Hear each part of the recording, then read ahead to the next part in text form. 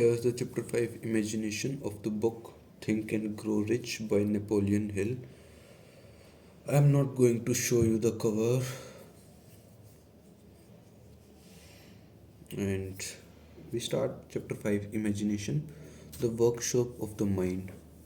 Imagination, the workshop of the mind. The fifth step towards riches. The imagination is literally the workshop wherein are fashioned all plans created by man. The impulse, the desire is given shape, form, and action through the aid of the imagination faculty of the mind. Imaginative faculty of the mind. It has been said that man can create anything which he can imagine. Of all the ages of civilization, this is the most favorable for the development of the imagination because it is an age of rapid change. On every hand, one may contact stimuli which develop the imagination. Through the aid of his imaginative faculty, man has discovered and harnessed more of nature's force during the past 50 years than during the entire history of the human race. Previous to that time, he has conquered the air so completely that the birds are a poor match for him in flying. He has harshened the ether and made it serve as a means of instantaneous communication with any part of the world.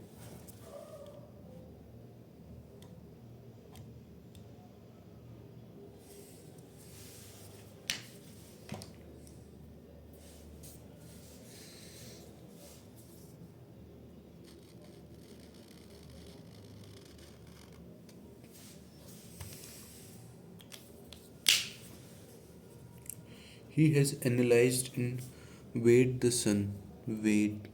weighed the sun at a distance of millions of miles, and has determined through the aid of imagination the elements of which it consists. He has discovered that his own brain is both a broadcasting and a receiving station for the vibration of thought, and he is beginning now to learn how to make practical use of this discovery. He has increased the speed of locomotion until he may now travel at a speed of more than 300 miles an hour. The time will soon come when a man may breakfast in New York and lunch in San Francisco. Man's only limitation within reason lies in his development and use of his imagination. Man's only limitation lies in his development and use of his imagination.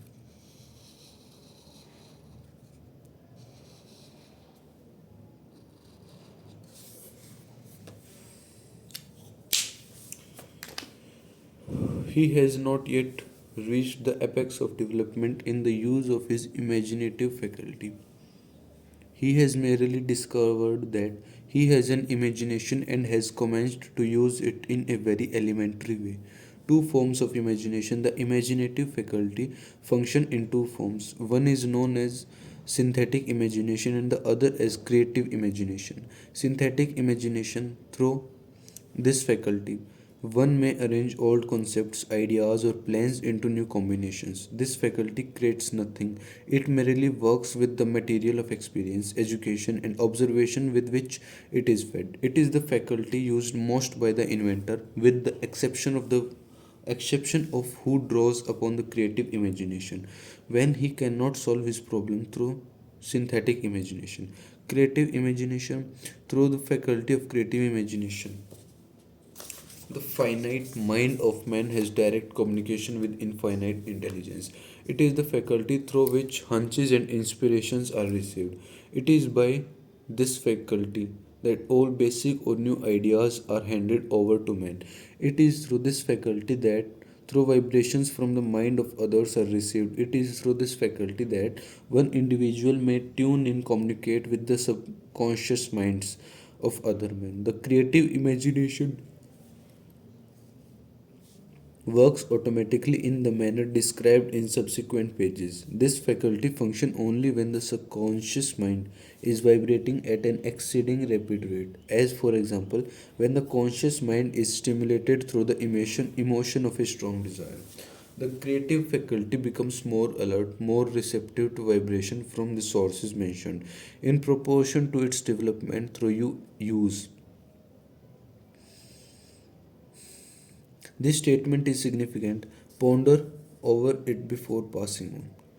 Keep in mind as you follow these principles that the entire story of how one may convert desire into money cannot be told in one statement. The story will be complete only when one has mastered, assimilated, and begun to make use of all the principles. The great leaders of business, industry, finance, and the great artists, musicians, poets, and writers become great because they developed the faculty of creative imagination. Both the synthetic and creative faculty of imagination become more alert with use, just as any muscle or organ of the body develops through use. This is the content I should highlight.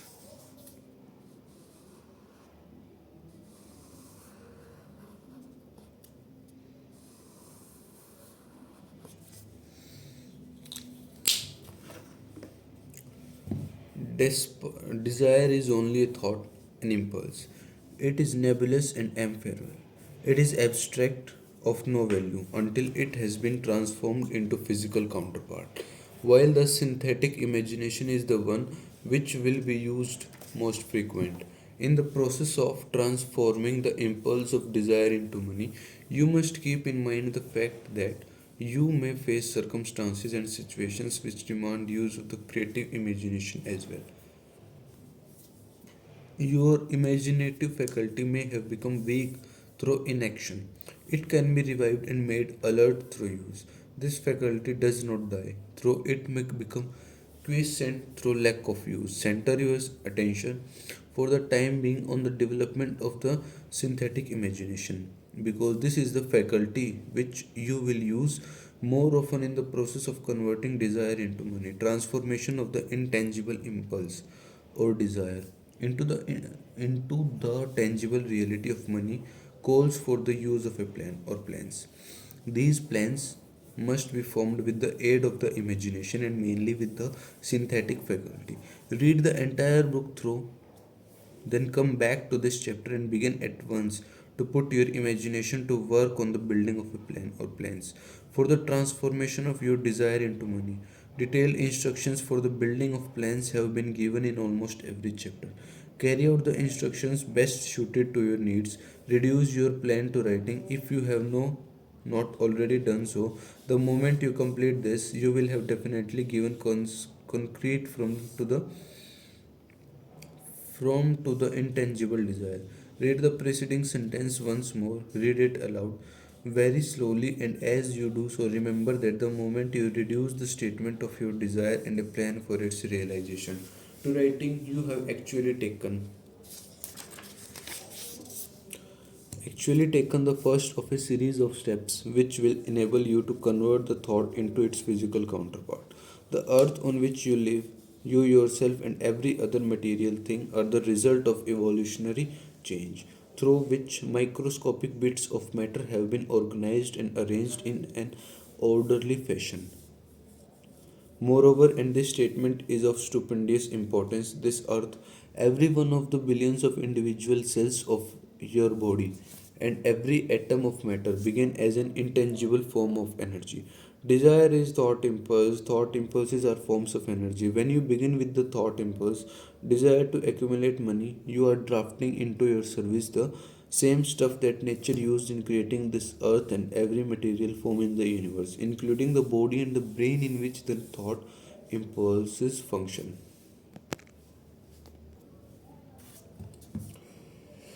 As,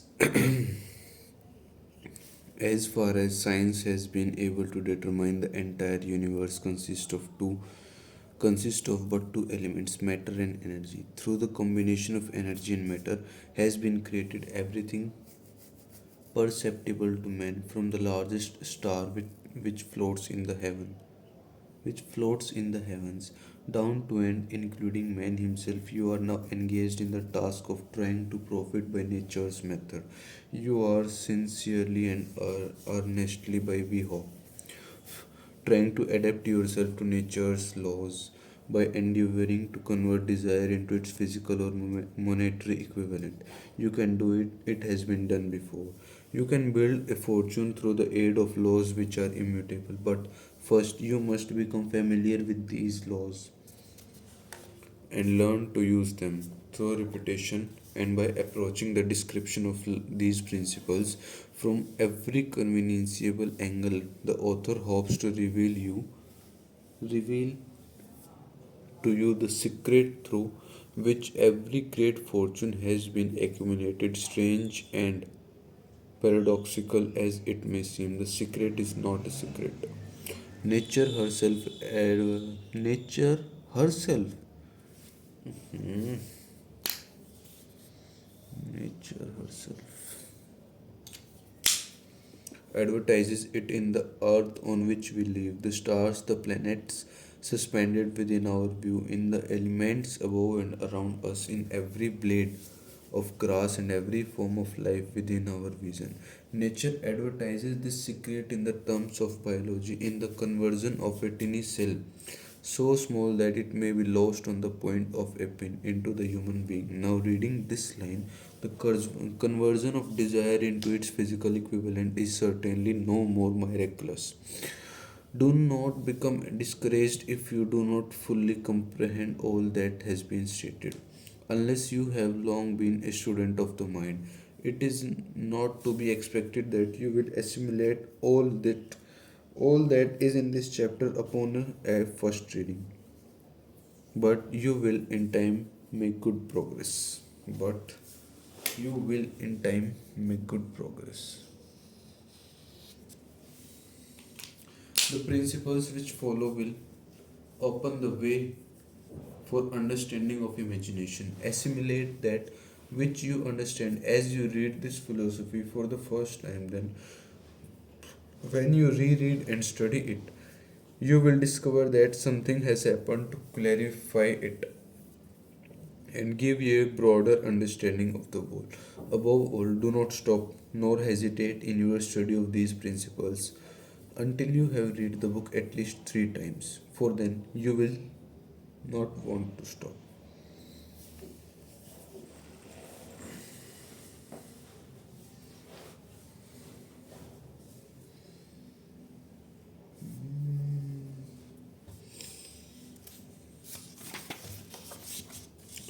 How to make practical use of imagination. Ideas are the beginning points of all fortunes. Ideas are products of the imagination.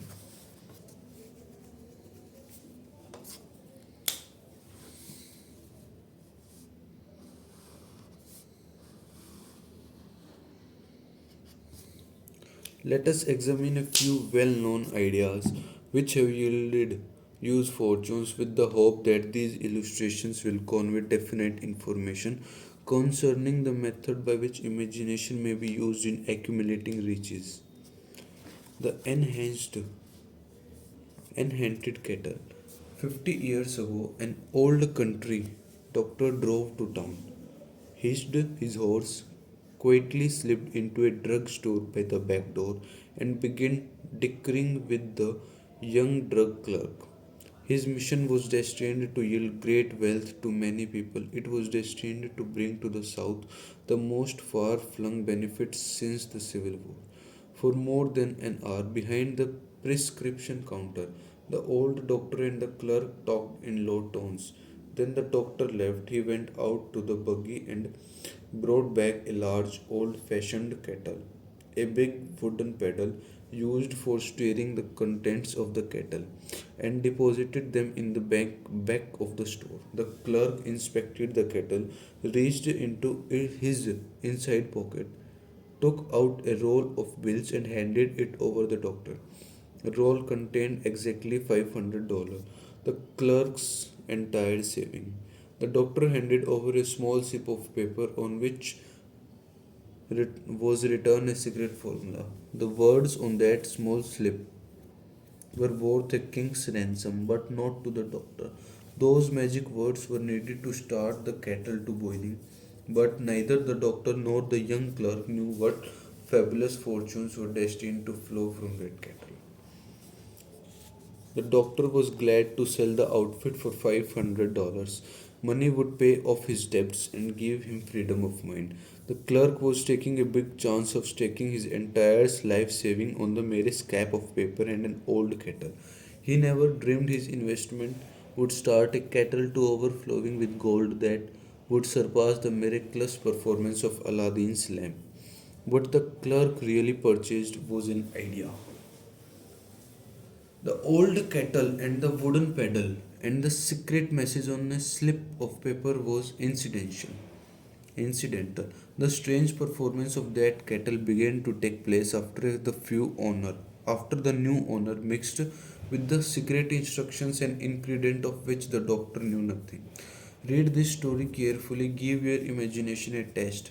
See if you can discover what it was that the young man added to the secret message, which caused the kettle to overflow with gold. Remember as you read that this is not a story from Arabian Nights. Here you have a story of facts, than fiction. Facts which begin in the form of an idea. Let us take a look at the vast fortunes of gold this idea has produced. It has paid and still pays huge fortunes to men and women all over the world who distribute the contents of the kettle to millions of people. The old kettle is now one of the world's largest consumers of sugar, thus providing jobs of a permanent nature to thousands of men and women engaged in growing sugarcane and refining and marketing sugar. The old kettle consumes annually millions of glass bottles, providing jobs to huge number of glass workers.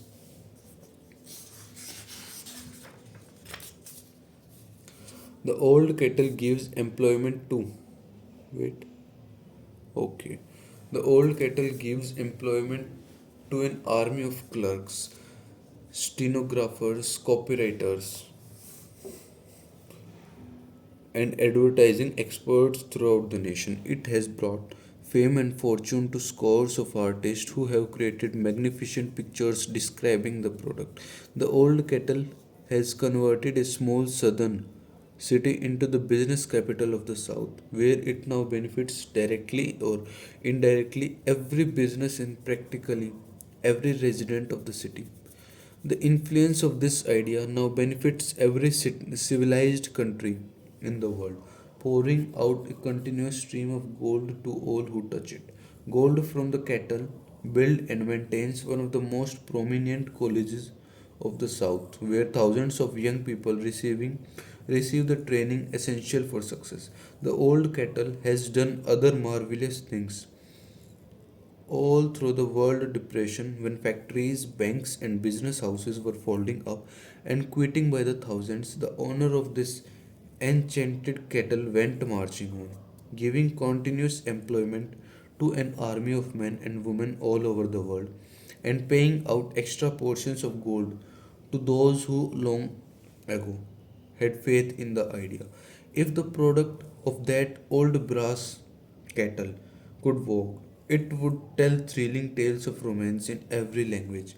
Romances of love, romances of business, romances of professional men and women who are daily being stimulated by it. The author is sure of at least one such romance, for he was a part of it, and it all began not far from the very spot on which the drug clerk purchased the old kettle. It was here that the author met his wife, and it was she who first told him of the enhanced kettle. It was a product of that kettle they were drinking when he asked her to accept him for better or worse. Now that you know the content of the enhanced kettle is a very world famous drink, it is fitting that the author confessed that the home city of the drink supplied him with a wife. Also, that the drink itself provides him with stimulation of thought without intoxication, and thereby it serves to give the refreshment of mind which an author must have to do his best work. Whoever you are, wherever you may live, whatever occupation you may be engaged in, just remember in the fortune, every time you see the words Coca Cola, that its vast empire of wealth and influence grow out of a single idea, and that the mysterious ingredient, the drug clerk, Asa Klender, mixed with the secret formula was imagination. Stop and think of that for a moment. Remember also that the 13 steps to riches described in this book were the media through which the influence of Coca Cola has been extended to every city, town, village, crossroads of the world, and that any idea you may create, as sound and meritorious as Coca Cola, has the possibility of duplicating the stupendous record of this worldwide thirst killer. Truly, thoughts are things, and their scope of operation is the world itself. What I would do if I had $1 million. This story proves the truth of that old saying, where there's a will, there's a way. It was told to me by that beloved educator and clergyman, the late Frank W. Gonsalves, who began his preaching career in the Stockyard region of South Chicago.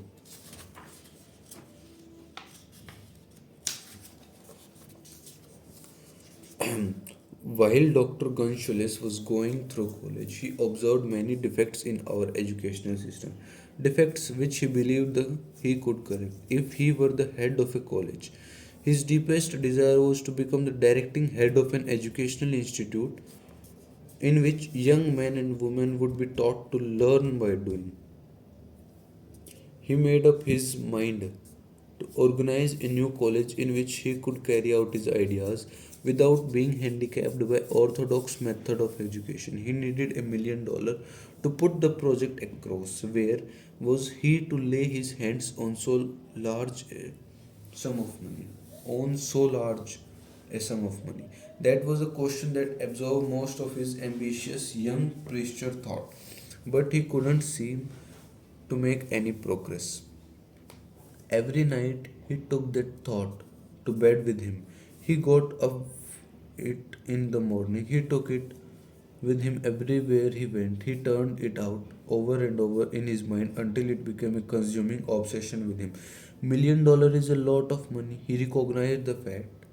But he also recognized the truth that only limitation is that which one's step ups in sets up in one's own mind.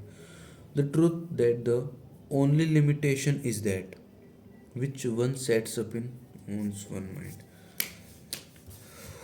Okay.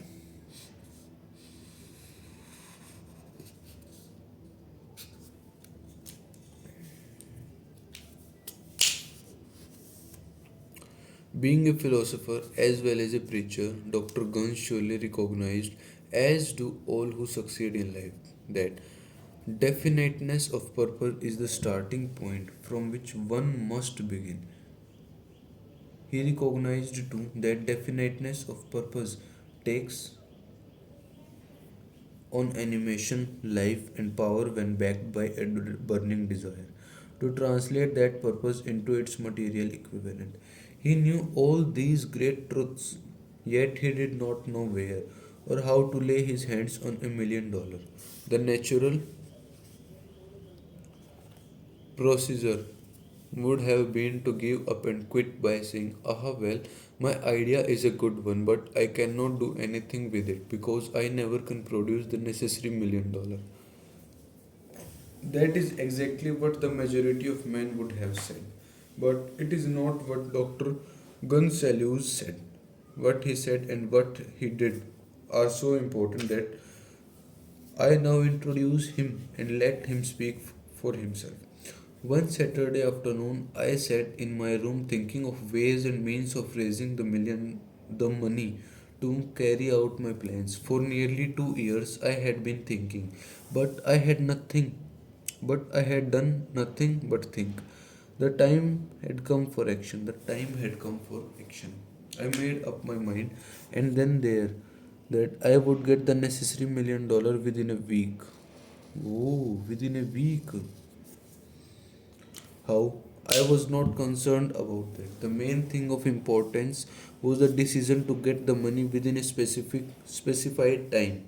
And I want to tell you that the moment I reached a definite decision to get the money within a specified time, Strange feeling of assurance came over me, such as I had never before experienced. Something inside me seemed to say, "Why didn't you reach that decision a long time ago? The money was waiting for you all the time." Hmm.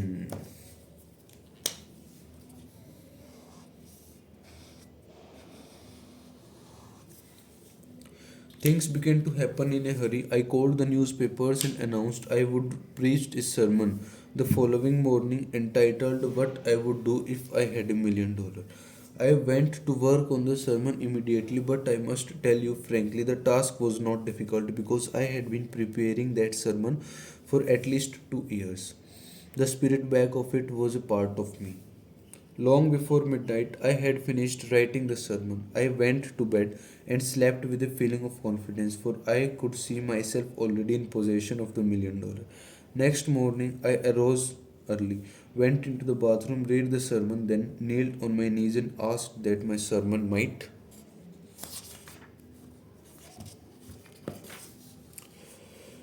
come to the attention of someone who would supply the needed money.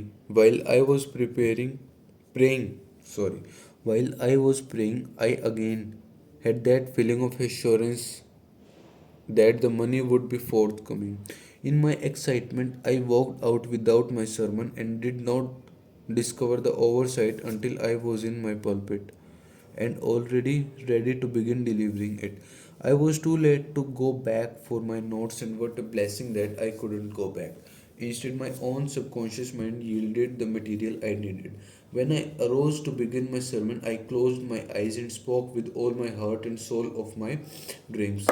I not only talked to my audience, but I fancy I talked also to God. I told what I would do with $1 million if that amount were placed in my hands. I described the plan I had in mind for organizing a great educational institution where young people would learn to do practical things and at the same time develop their minds. When I had finished and sat down, a man slowly arose from his seat, about 3 rows from the rear, and made his way toward the pulpit. I wondered what he was going to do. He came into the pulpit, extended his hand, and said, "Reverend, I liked your sermon. I believe you can do everything you said you would. If you had $1 million, to prove that I believe in you and your sermon, if you will come to my office tomorrow morning, I will give you the $1 million. My name is Philip D. Armour." Young Garlands went to Mr. Armour's office and the $1 million was presented to him. With the money, he founded the Armour Institute of Technology, AIT. That is more money than the majority of preachers ever see in an entire lifetime. Yet the thought impulse back of the money was created young preacher mind in a fraction of a minute.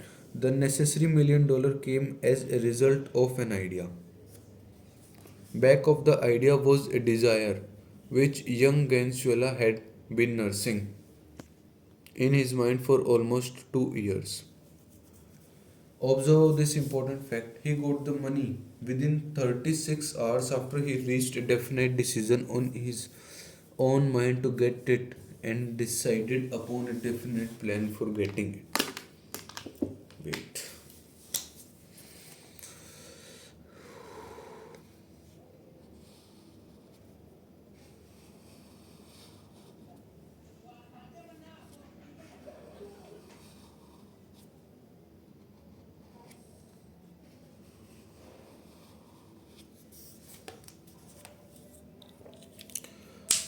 There was nothing new or unique about young Gansulesis. Vague thinking about $1 million and weakly hoping for it. Others before him and many since his time have had similar thought, but there was something very unique and different about the decision he reached on that memorable Saturday when he put vagueness into the background and definitely said, "I will get the money within a week." God seems to throw himself on the side of the man who knows exactly what he wants.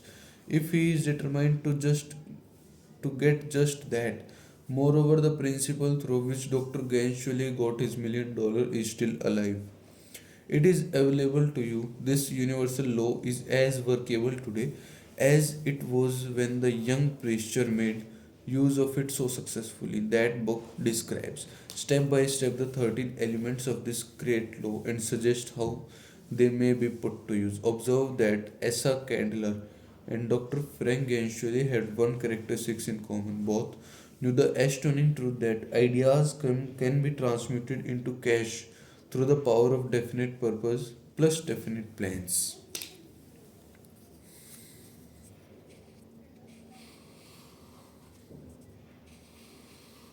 But who is this fucking Asa Candler? If you are one of those who believe that hard work and honesty alone will bring riches, perish the thought. It is not true. When they come in huge quantities,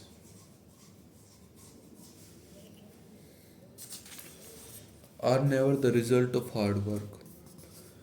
Riches come, if they come at all, in response to definite demands based upon the application of definite purposes, principles, and not by chance or luck.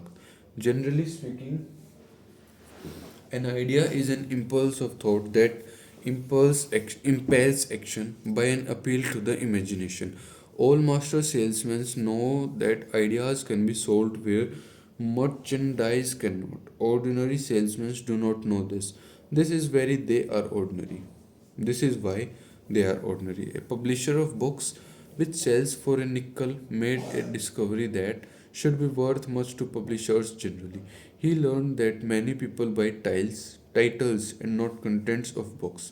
By merely changing the name of one book that was not moving, his sales on that book jumped upward more than 1 million copies. The inside of that book was not changed in any way.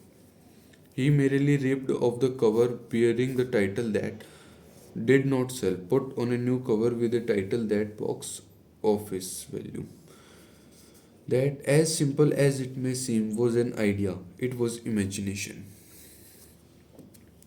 There was no standard price on ideas. The creator of ideas makes his own price, and if he is smart, gets it. The moving picture industry created a whole flock of millionaires. Most of them were men who couldn't create ideas, but they had the imagination to recognize ideas when they saw them. The next flock of millionaires will grow out of the radio business, which is new and now overburdened with men of knee imagination, keen imagination. The money will be made by those who discover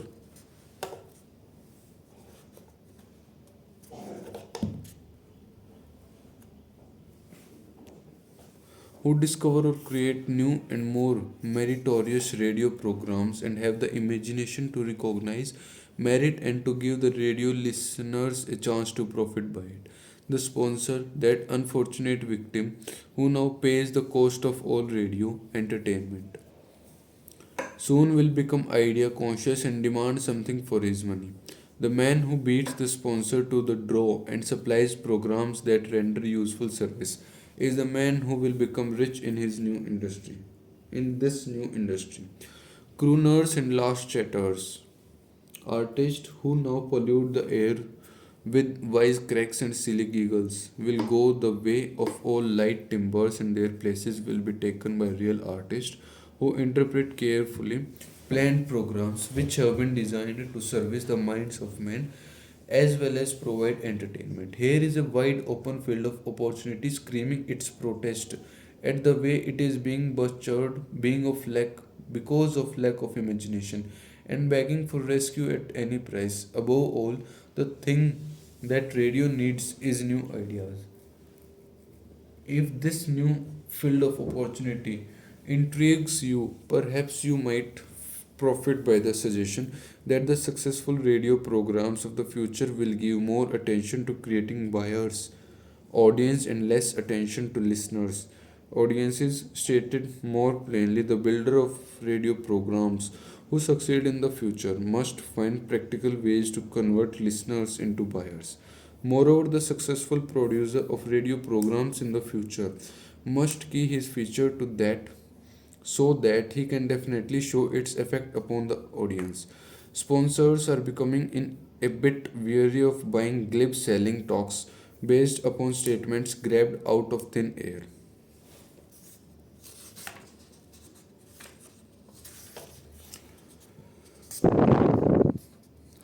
They want and in the future will demand indisputable proof that the Voist program not only gives millions of people the silliest giggle ever, but that the silly giggler can sell merchandise.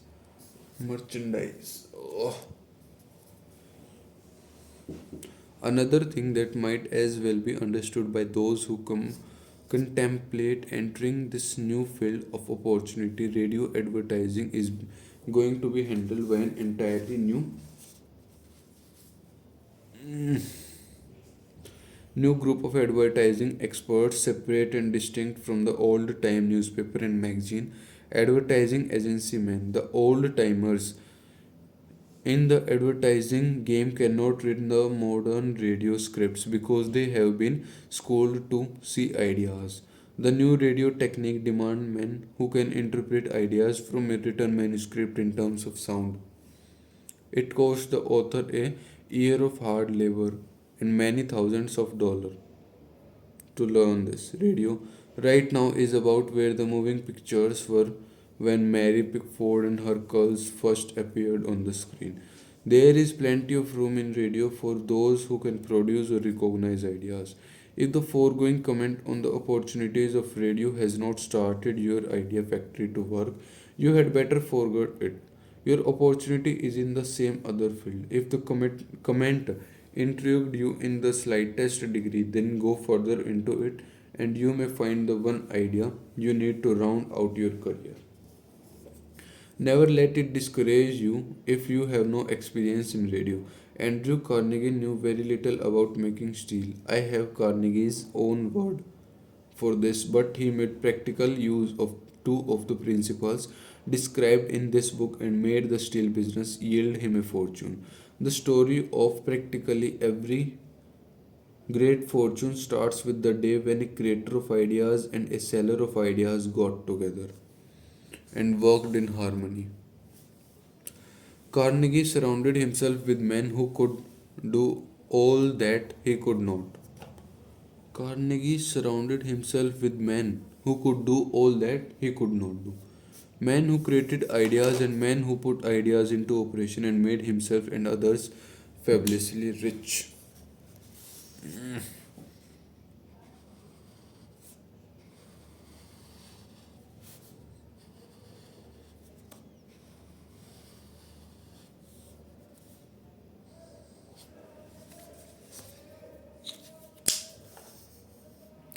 Millions of people go through life hoping for favorable breaks.